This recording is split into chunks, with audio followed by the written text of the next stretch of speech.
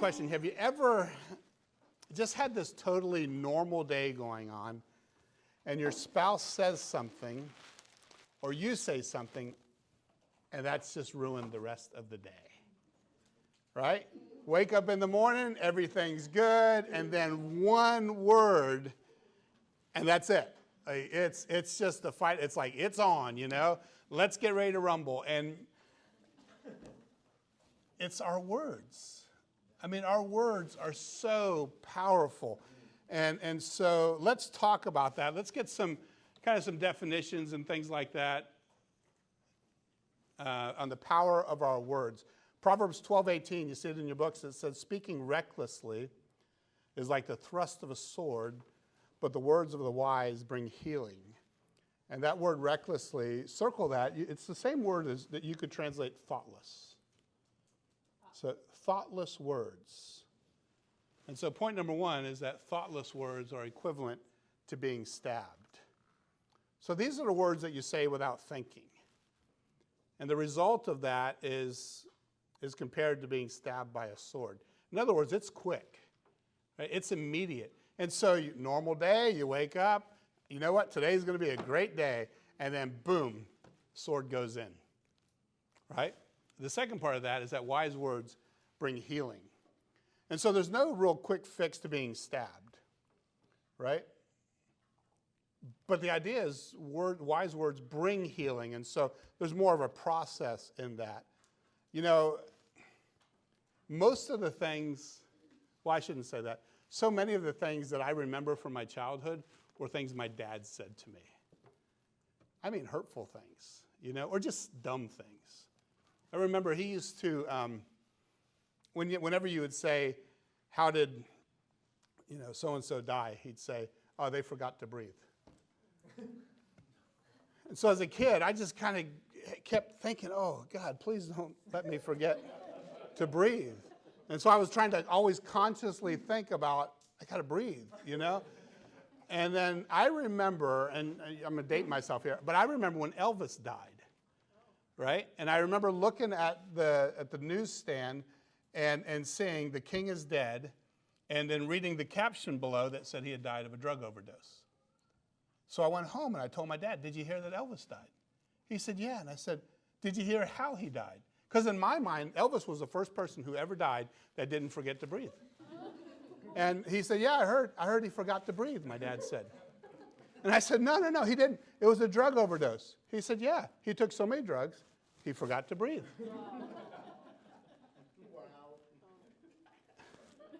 And I thought, I am never, ever going to say that to my kids. Sure enough, man. My kids were, I don't remember which one it was. I just remember them saying, did you hear they died? I said, yeah. And they said, how'd they die? And I said, forgot to breathe. And I thought, oh, no. I've become my dad. And then my dad actually died in my arms. And I remember my sister and brother came in, and I said, he forgot to breathe. Yeah, I never forgot that. You know what else I never forgot? I never forgot I was on third base. It was minor league, so it wasn't T-ball, it was minor league. I was probably, 7 or 8 years old. And I was on third base, and a foul ball was hit to the third baseman. And so I figured, well, it's a foul ball, so I just walked off the base, no big deal. And as I'm walking back onto third, the guy tags me for a double play. And I was out. Well, I argued. I couldn't be out. It was foul. And I was wrong, right? So I went to the bench, and that day after, the game, my dad came to me and he said, I'm so ashamed of you.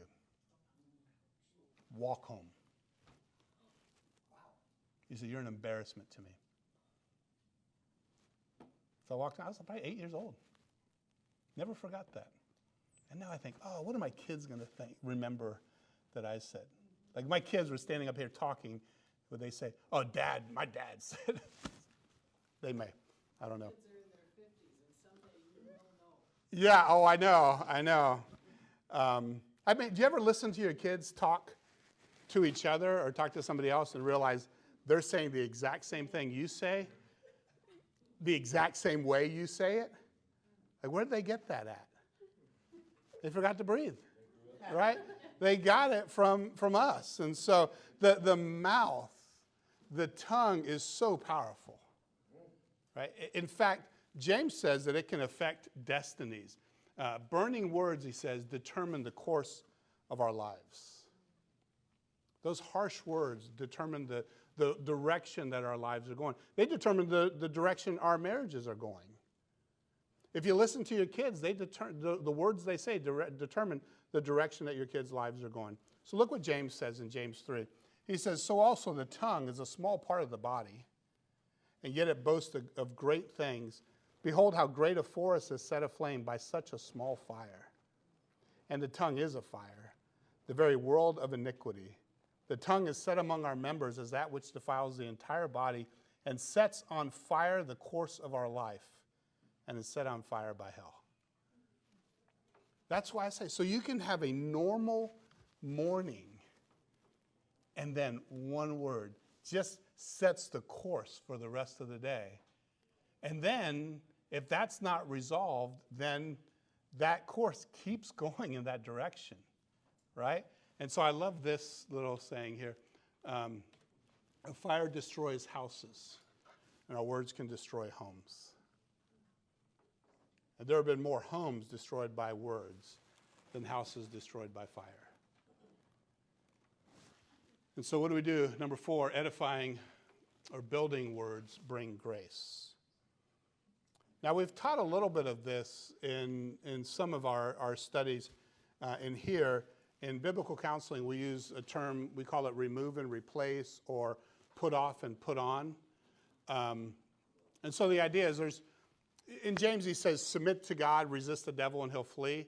Well, what we normally just try to do is resist the devil, right, without submitting to God. So it's submit to God and resist the devil, and he'll flee.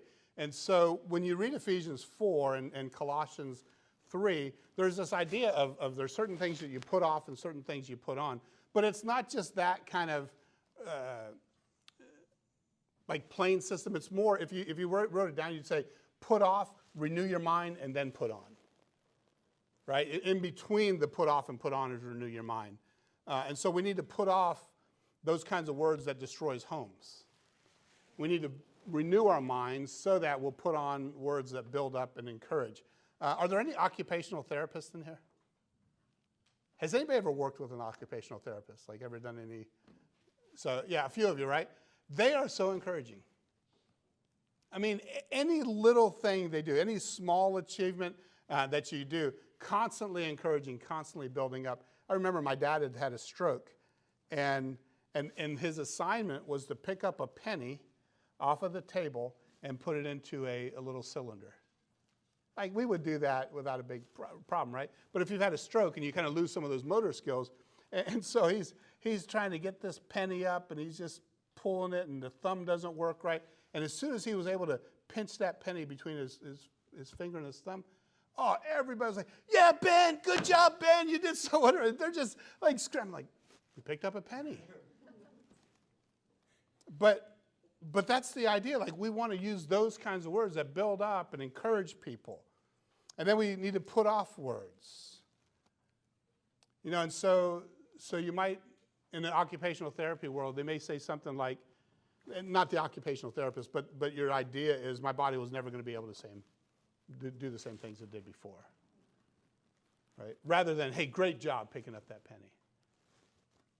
It's the same principle we see in this text, Ephesians 4, beginning in 25. So I'm going to read the whole text because this is actually, everything we do from this point forward is really based on these 8 verses. Ephesians 4, 25 to 32. If you ever do any counseling with me, just know we're going to spend a lot of time in here.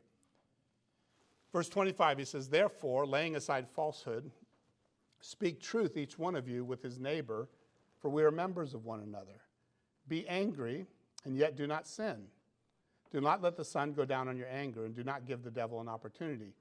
He who steals must steal no longer, but rather he must labor, performing with his own hands what is good, so that he will have something to share with one who has need. Let no unwholesome word proceed from your mouth, but only such a word as is good for edification, according to the need of the moment, so that it will give grace to those who hear. Do not grieve the Holy Spirit of God, by whom you were sealed for the day of redemption. Let all bitterness and wrath and anger and clamor and slander be put away from you, along with all malice. Be kind to one another, tenderhearted, forgiving each other, just as God in Christ also has forgiven you. And so let's just look at that, and we're going to work on this principle, and then we'll go down and we'll fill this out. Let's look for the put-offs and the put-ons. So in verse 25, what's our put-off, and is there a put-on? Okay, so put off falsehood, right? What would that mean? Yeah, stop lying, right? Okay, and then what do we put on? Good, truth. So put off lying, put on truth. Okay, verse 26, what do we put off? What do we put on? Put off? Anger.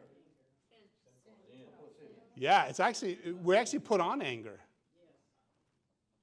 Okay, which we'll explain in a little bit. But we put off sin and put on anger. What about verse 28? Put off?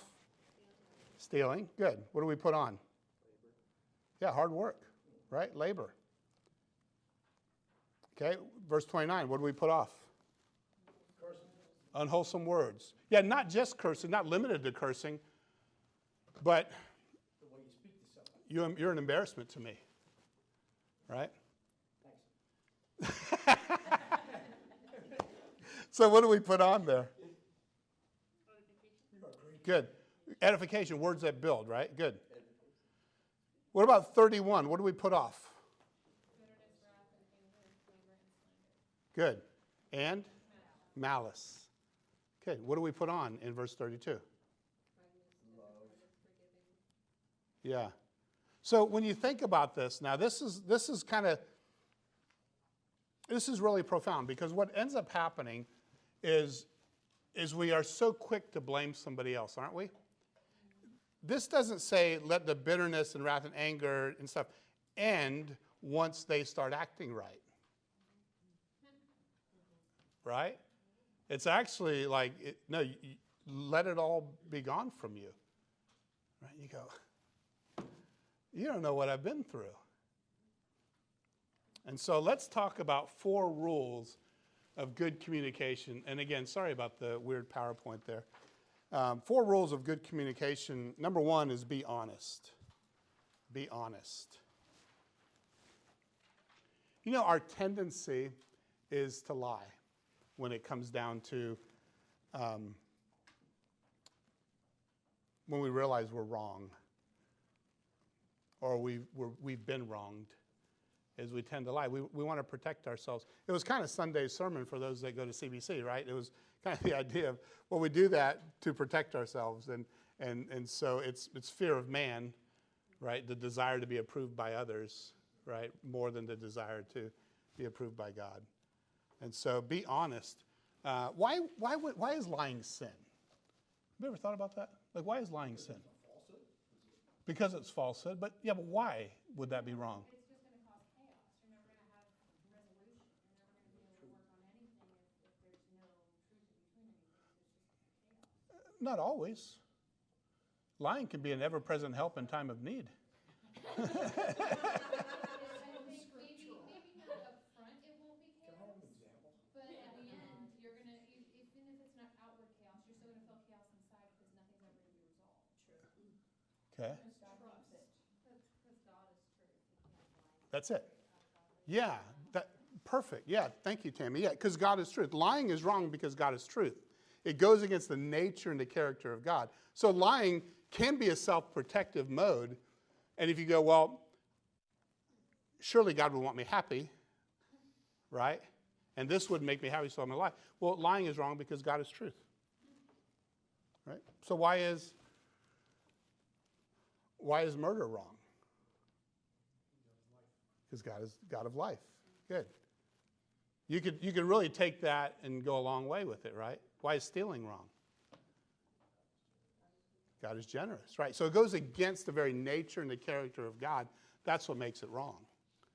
And so lying then is wrong. So the 4 rules of good communication is, number 1 is be honest. And so you have to put off lying and put off falsehood. And then you put on speaking the truth. But this is where it's a little bit, again, it's a little bit tricky because we say things like, well, it's true. And it is. Right? Well, just because it's true, does that give you a right to like vomit all over me? Right? So you put on speaking truth. And Ephesians 4 says we're not simply to put on speaking truth, we are to speak the truth in love. Okay? In love. So speaking truth is not hard. Speaking truth in love can be really hard because that takes intention. It takes effort. It takes actually having to think through what you're going to say before you say it. Okay, so you have to kind of put off those hurtful words, lying words, deceptive words, and put on truthful words, and not just put on truthful words, but put on truthful words in a loving way. Right? Do you see how that kind of works in there? And so, number one is be honest. Number two is keep current. Keep current. In other words, solve today's problems today because each day has enough trouble of its own. And unresolved anger leads to bitterness. Okay, so here's bitterness, right? Bitterness, whenever I think of bitterness, I think of a fire. So the other night I had a fire out of the house, and I had a bunch of oak that I'd been doing some woodworking with, and I just had a bunch of scraps. And man, that stuff went up so quick. I mean, it was like roaring in no time at all. And in fact, I went to the house and I told the kids, I said, hey, I got a fire outside if you guys want to go out there. Now, if my granddaughter would have went out there, I said, hey, Ellie, be careful because it's really hot, right? And it was obvious. I mean, it's a roaring fire from 100 feet away. You can see it. But then I went out there and kind of hung out for a while. And after a while, it simmered down to where you couldn't see it from far away. In fact, when you were close, you could see that it was just burning embers. It was just red hot coals on the bottom.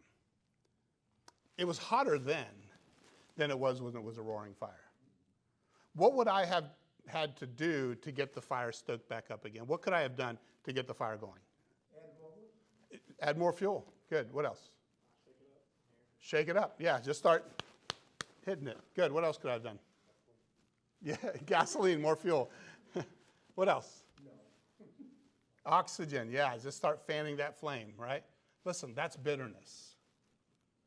Bitterness is when you have these smoldering embers in your heart so that somebody says something and then you just go up. And so that's why you want to solve today's problems today. Because if you don't solve today's problems today, you're going to get bitter. I think it's in the book of Hebrews, it says, do not let a root of bitterness get in. Bitter people are really quick to get angry. We had this lady who worked here at the Y, and I knew her pretty well, and she'd actually come to Marriage by Design, and so I was at the Y and just at the desk one day, and she we were talking, and she answers the phone, and she says, "It's a great day at the YMCA. How can I help you?" And I could hear this dude just going off on her on the other end of the phone. I mean, he was yelling, he was cussing, and she was so calm. She said, "Oh, I'm so sorry, sir. Please do not cancel your membership yet.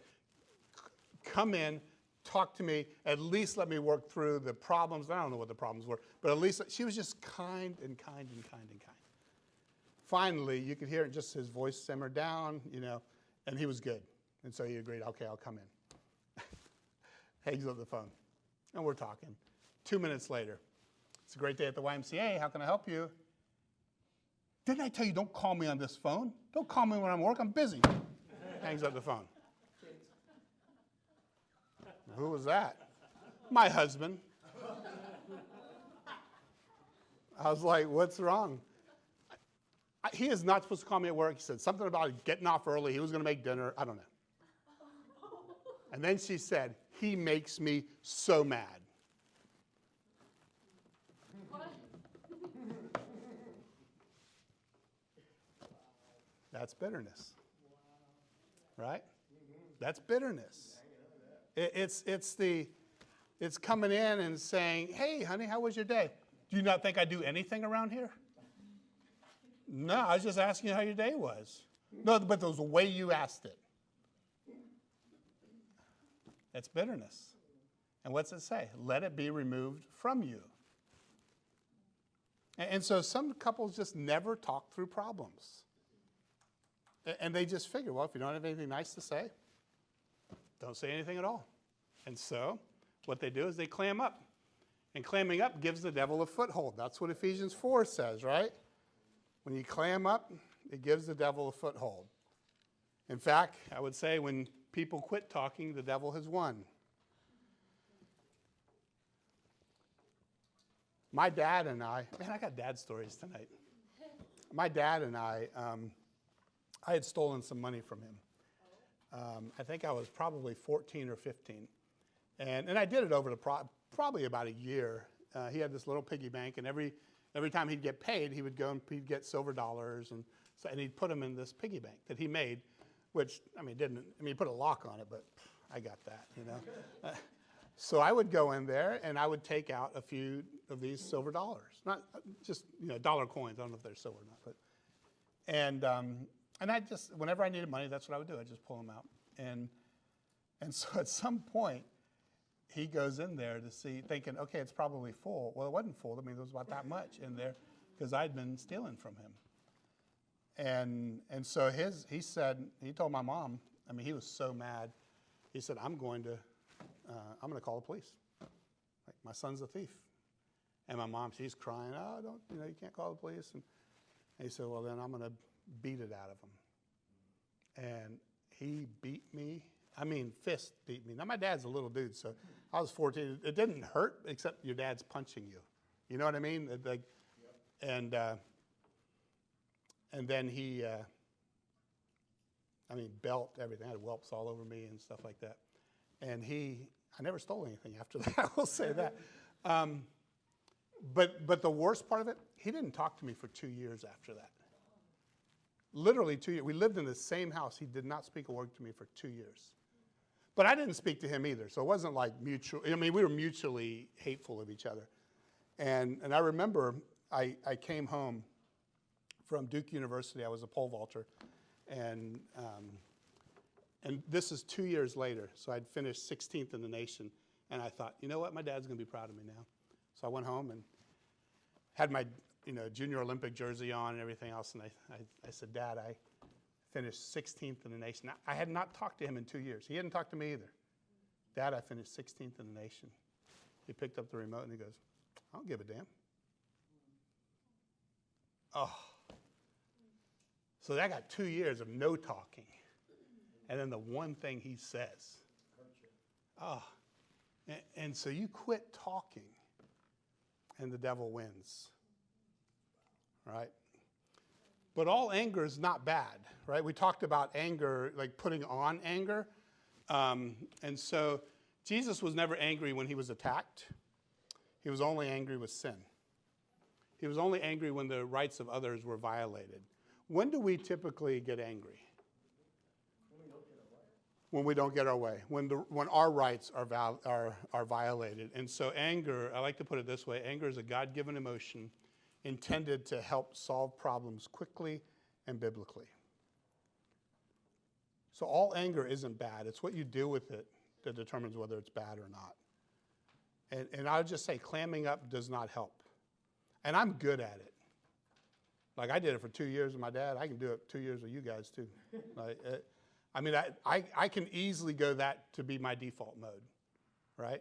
Fine, I won't say anything then. So I have to be really careful of that. And then I can also go on the other side and say real hurtful things. So I have to be careful of that as well. But clamming up doesn't help. And did you notice, though, like, you get angry, or you have a fight, and then a day into it, or 5 days into it, or an hour into it, you actually forgot why you started fighting? You just know you still are? I don't know why I'm mad. I think I'm supposed to be still. Right? We do that. And so unresolved anger leads to resentment. Resentment leads to bitterness. Bitterness leads to hatred, and hatred leads to murder. And the thing is we always have things that we need to talk about, especially if you're married. There are things you have to talk about. And so if you don't resolve anger issues, then you're going to resent each other.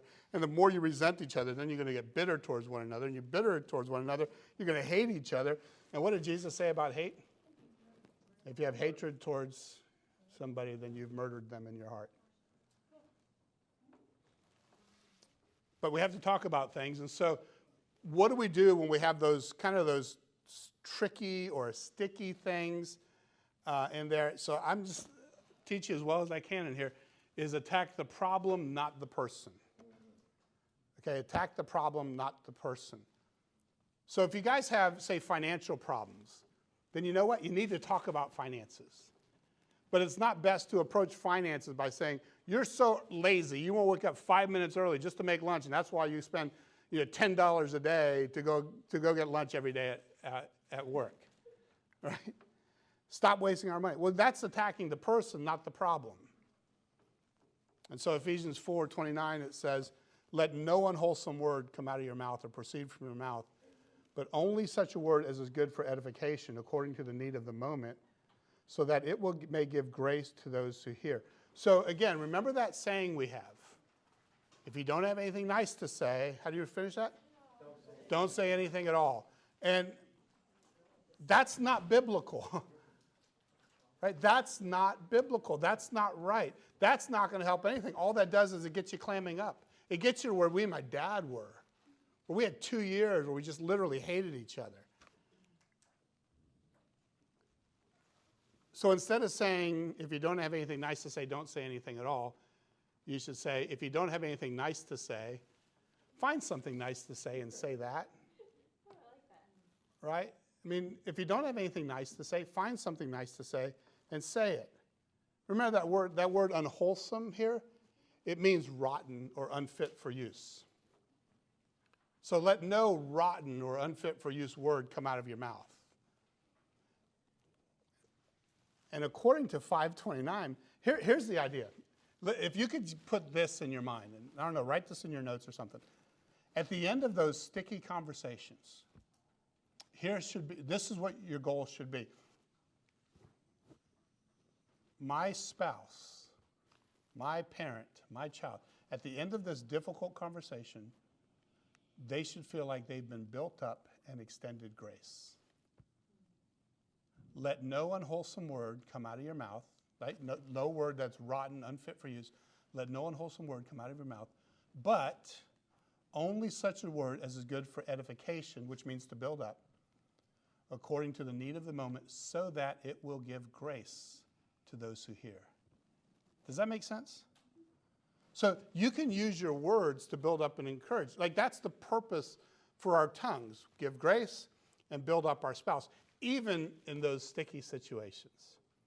Zig Ziglar says, failure is not a person, it's an event. I think that's good. So this diagram here, and you may need to put a wide shot here. I just want to explain it. And I've done this literally all over the world. It's the funniest thing because everybody says this is what we do. And ideally, you want to take your energy and solve problems, right? That would be the ideal world. Would you guys agree with that? Yeah.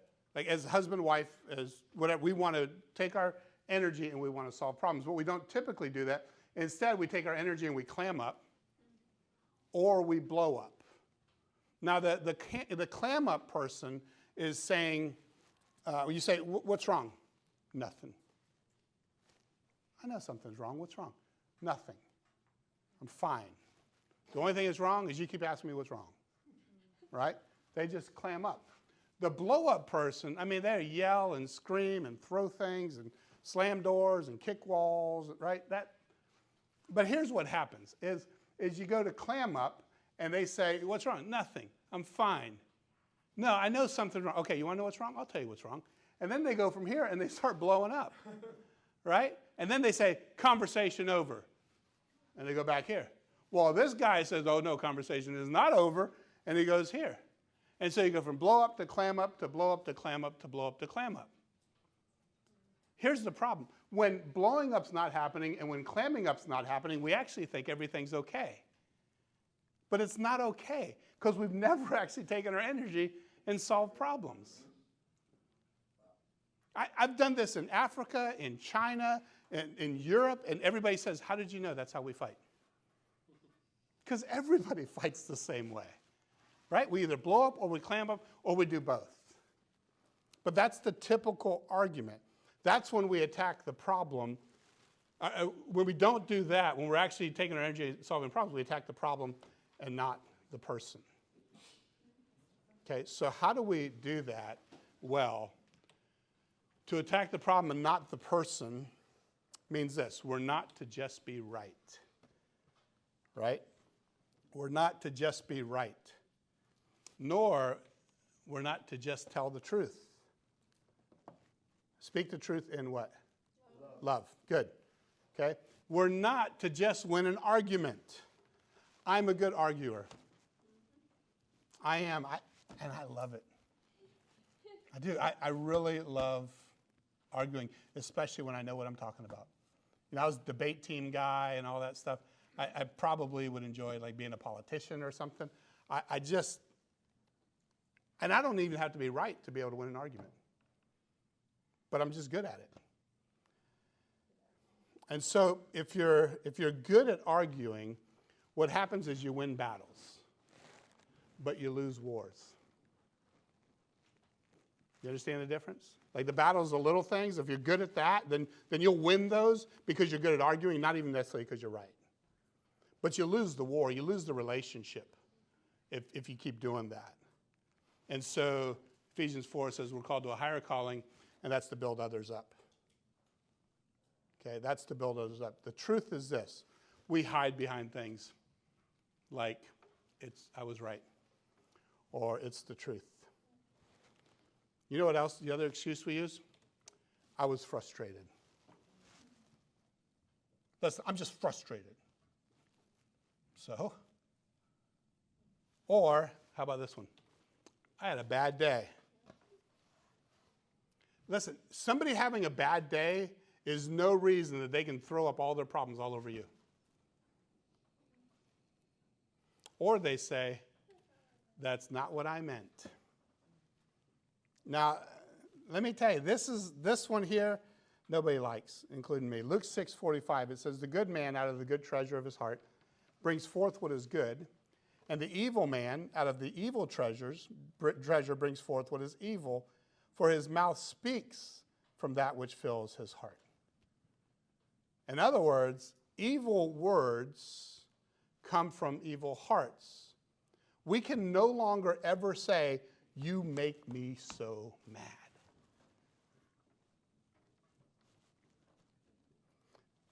The way you respond is your choice. Nobody makes you mad. It's your choice to be mad. It's like the lady on the phone here, right? He makes me so mad. Yeah, that's a choice she made. The guy before, that would have made me mad. So it isn't just, when we're talking about communication, conflict resolution, it's not about avoiding confrontation. It's not about avoiding conflicts. It's about the way we tell them. How can I use what I'm about to say to build you up and extend grace? Again, that's my choice. Because if you're in the professional world at all, you do that every single day. People who are mean to you, nasty to you, unfair and everything else, you are so kind to them in a professional way because it's part of your job. And then as soon as you come home, you get mad at your spouse and you say, you make me mad. That's a choice. And so how can we get past the point of making a point and actually be helpful? How can we choose our words and the tone of our voice to be helpful? Well, the first thing we need to do is put off words that tear down and attack the person. We had a kid I was counseling a number of years ago, before I came here, so it's 12 years ago. And he was real verbally violent, kind of bowed up against his mom especially, and but never hit her, never held her down or anything like that. But they could tell, he was 14, I think, at the time, and it was coming, And so I met with him, and I'm like, man, this is a great kid. Now, I so enjoyed meeting with this kid. And then we turned out, I was like, so what's the deal? Like, what's the deal with you and your mom? He said, she calls me lazy. And that's it?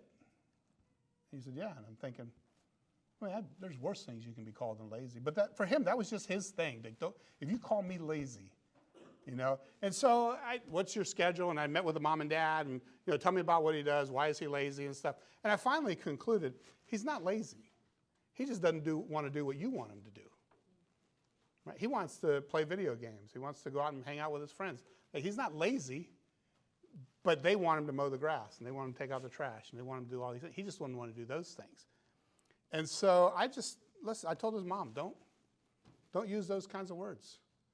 And so, great. I mean, he was doing so good. The whole family was doing well. And I got here, and I got a phone call from a deputy sheriff. And he said, hey, do you know so-and-so? And I said, I do. He said, well, he goes, this isn't the normal kid that I got to take off to juvie. But his mom called, and he hit his mom. And he said, they told me to call you. I'm thinking, I'm down in Florida, and I said, hey, ask the mom if she called him lazy. And I heard him say, did you call him lazy? Well, he is lazy. So there's certain words that we have to put off. And so one of those things is always avoid and never use words like always and never. Okay, always avoid and never use words like always and never. Here's what that looks like. You never come home on time. Never. 2 weeks ago, I came home on time. Like, you've now lost that argument. Right? You always say mean things to me. Always. Remember last week, went out to dinner, we had a great time at dinner. So those are kind of trigger words, right? And you lose automatically as you use words like always and never. So put off words like never, always, lazy, stupid. And since we're talking about communication, the nonverbal stuff is vital as well, right? That says a lot without saying anything. It's funny in counseling. I wish I had two chairs up here.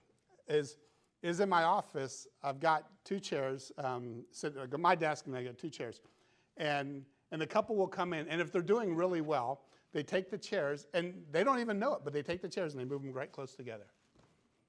If they're not doing well, they come in, and they both take the chairs and they move them out, right? It's so funny to watch that. I just got back from the rain, sorry. So it's so funny because they use these nonverbal things to demonstrate we're having a really hard time.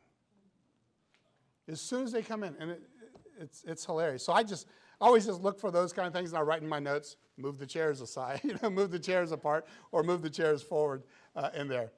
So what else can we do? Well, then we need to put on words that build up and attack the problem, right? So put off words that tear down and attack the person. Put on words that build up and attack the problem. When you love somebody, you're careful in what you say, and you're careful in how you say it. Okay, number 4. So be honest, keep current, attack the problem, not the person. And number 4, act, don't react. Act, don't react.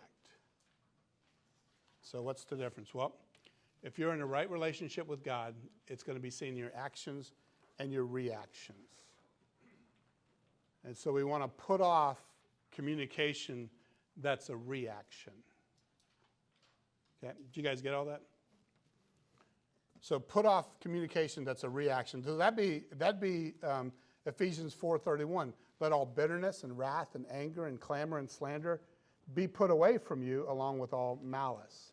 And so let's define some of those terms. I think it's important to do that. So as we define that, bitterness, we talked about it a few minutes ago. It's a smoldering resentment. These are actually different terms. So wrath is more flaring outbursts of wild rage. Ever had anybody do that on you? Like you felt the wrath? Kelsey, I know you have a few times. Anger is internal smoldering, a settled indignation, hostility that frequently seeks revenge. Clamor, harsh contention, strife, public quarreling and brawling. Slander. Like that one couple, Yeah. Walmart, they were christening. Oh, don't you hate that? It When- was interesting to watch though, because they were talking all nice and friendly, and then all of a sudden they started cursing at each other. The lady walked with her car, left it, and they both ran, and they were saying some choice words. Yeah, I know. They were fighting over, but I'll tell you, that's one thing I have so appreciated about Sherry. I think we talk about this next week in the building trust side of things, is no matter how stupid I've been, she is so good about not embarrassing me in public. You know, I so appreciate that.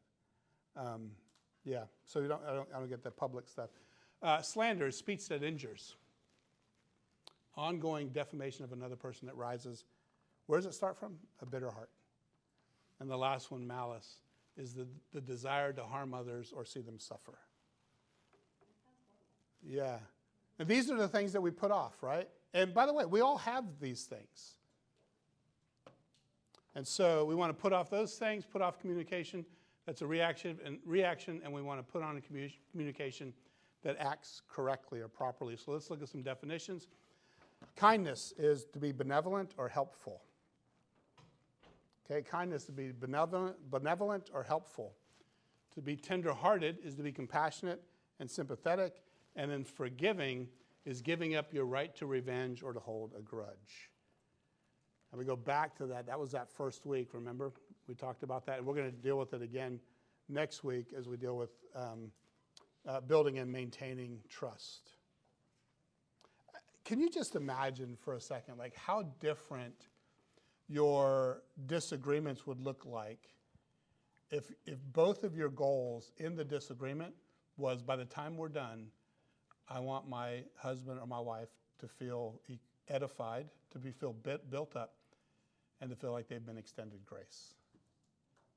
That changes everything, right? Whole new ball game when the goal is not to just be right, or not to just tell the truth, or not to win the argument.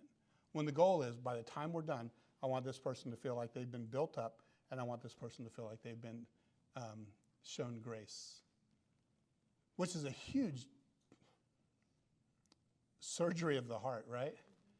I mean, it's if that's the point. Because as somebody who loves arguing, and I love being right, I have to be careful.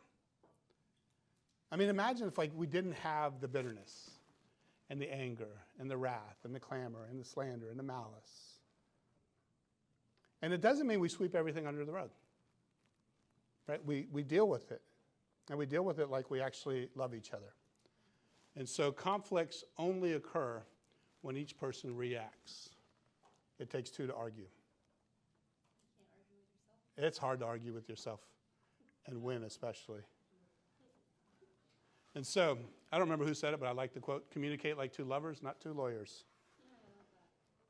Communicate like two lovers, not two lawyers. And so how do we do this? How do we approach difficult conversations? Number one is ask these questions, 6 questions. Do I have the facts right first? Do I have the facts right?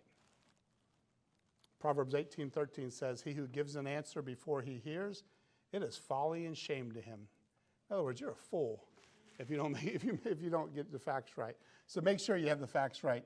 I mean, we jump the gun so often. I remember one time, I think it was Julia and Ashton were fighting about something. I came home when we first got here in our rental home, and I walked in, and I don't remember which one it was, but said something, and I immediately jumped on her case about it, and then you got to go to your bedroom or whatever it was. And Sherry said, I wish you wouldn't have done that.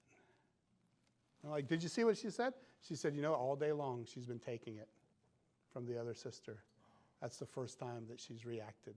She's done so well until that one time. And so make sure you have the facts right first. All right, number 2, should love hide it? Is it sinful? Is it just one of your preferences? Is it hindering growth? One of the things we've been saying in our Monday night men's study is overlook what you can when you can. Okay, overlook what you can when you can. Don't sweep it under the rug, right? Overlook it if you can. Why? Because love covers a multitude of sins. That's what 1 Peter 4:8 says. Above all, keep fervent in your love for one another because love covers a multitude of sins.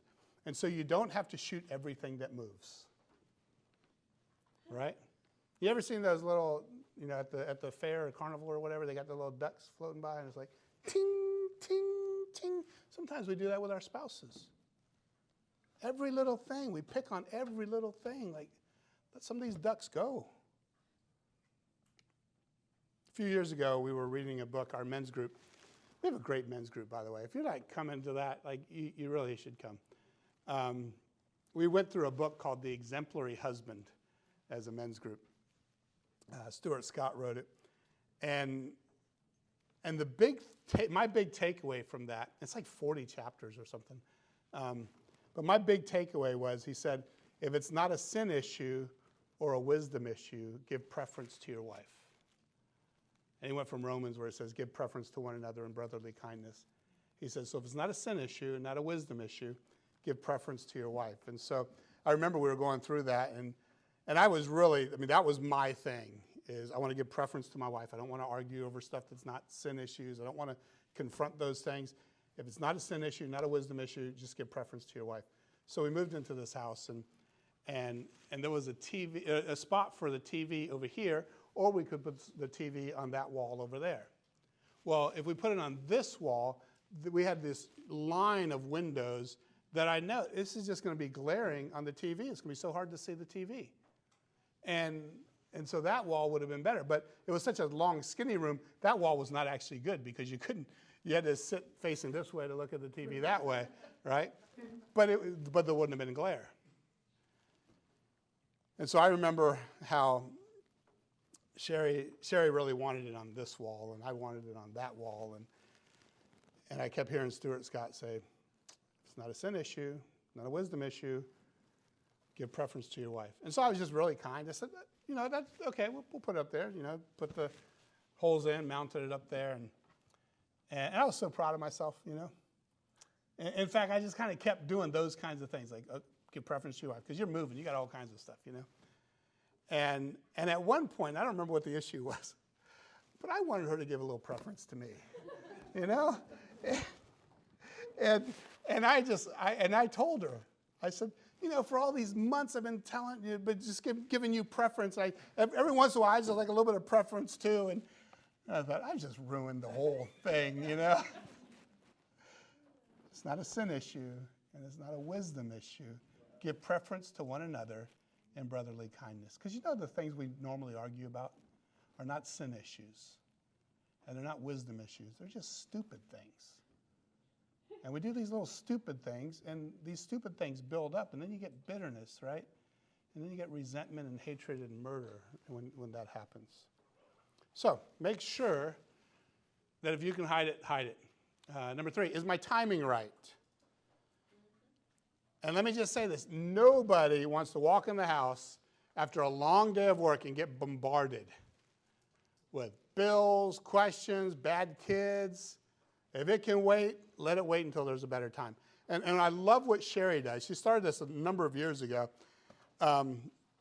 She would say, at some time tonight, I need to talk to you about whatever. Just tell me a good time. I so appreciate that. Because I can walk in, it's a safe place, and I know I can get ready for that conversation. But if you hit man or a woman with that conversation after a long day, then you guys end up fighting about something that has nothing to do with what you need to talk about. So I appreciate that. So Proverbs 15:23 says, a man has joy in an apt answer, and how delightful is a timely word. And a lot of you guys, depending on your line of work, I say guys, ladies, and everything else, you spend so much of your day trying to fix problems. And so when you get home, you want home to be a refuge from that. And so make sure the timing is right. in there. Nobody wants to get bombarded in there. Proverbs 15, verse 1 says, a gentle answer turns away wrath, but a harsh word stirs up anger. Right? The tongue of the wise makes knowledge acceptable, but the mouth of fools spouts folly. And so make sure your timing's right. Last one, or second one. Fourth one, is my attitude right? You can say the right thing at the right time with the wrong attitude. That ain't right either. So watch your attitude, otherwise your words get misinterpreted. Number 5, are my words loving? I don't think we need to explain that a whole lot, right? Number 6, have I prayed for God's help? Have I prayed for God's help? And so how do we do this?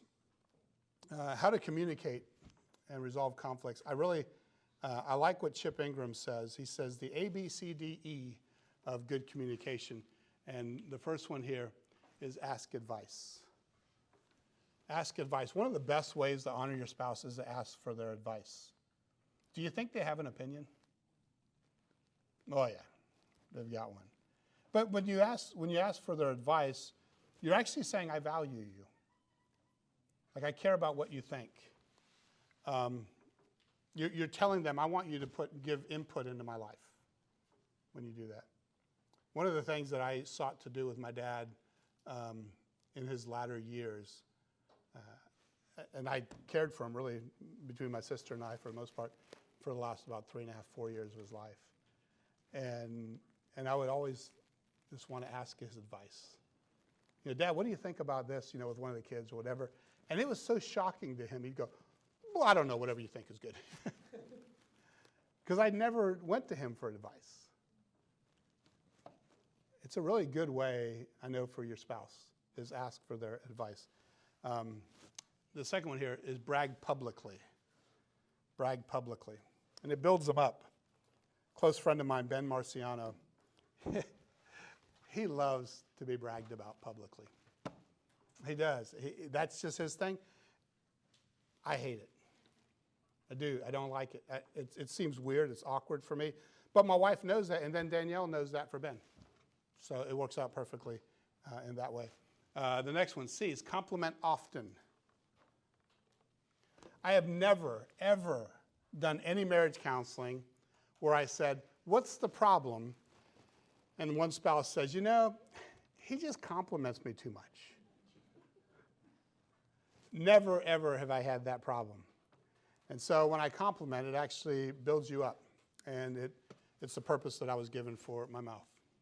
Next one, D, directly express gratitude. In other words, thank them specifically, right? Don't say, hey, thanks for all the great things you do. Right? Be specific. Hey, thank you for doing that today. I really appreciate you helping with the dishes today. I really appreciate you helping with the kids today. I tried to make it home and I just couldn't make it. And yeah, be specific. Directly express gratitude. And then the last one, E, exhort sparingly. You know what exhort means? Preach. Preach sparingly, right? Nobody wants to be talked to like a child. Don't make a huge issue of every issue.